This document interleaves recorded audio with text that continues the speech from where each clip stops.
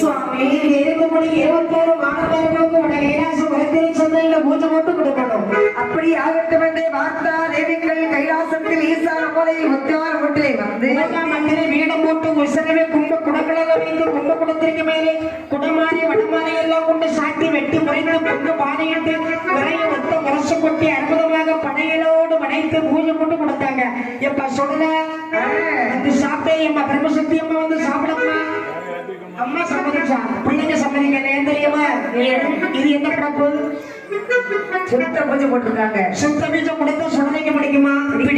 நம்மளே சுத்தப்படுத்திடுவாங்க. பார்த்தா சொல்லை அடே தேவிகளே எல்லாம் பூஜையில் வாங்கி நினைக்கிறீங்களே என்ன வச்சிருக்கீங்க?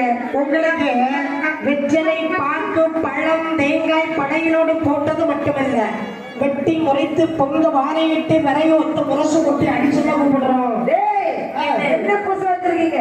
சைவ பூஜை. அசைவம் கொடுக்க வேண்டும். அசைவம் கொடுக்க வேண்டியதா?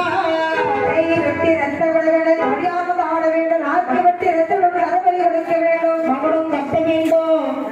அறவழி வெட்டணும் சொல்றீங்க, முந்தை வெட்டணும் முழங்கை வெட்டணும். ஆமா சொல்லுங்க. இப்படித்தான் சிவபெருமா என்கிட்ட கொடுக்க சொன்னாரு.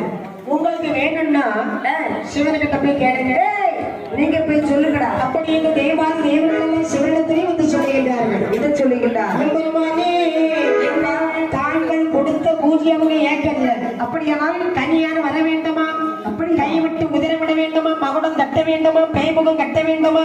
நாக்கு வெட்ட வேண்டுமா? நரபலி கொடுக்க வேண்டுமா? முன்கை வெட்ட வேண்டுமா? முழங்கை வெட்ட வேண்டுமா?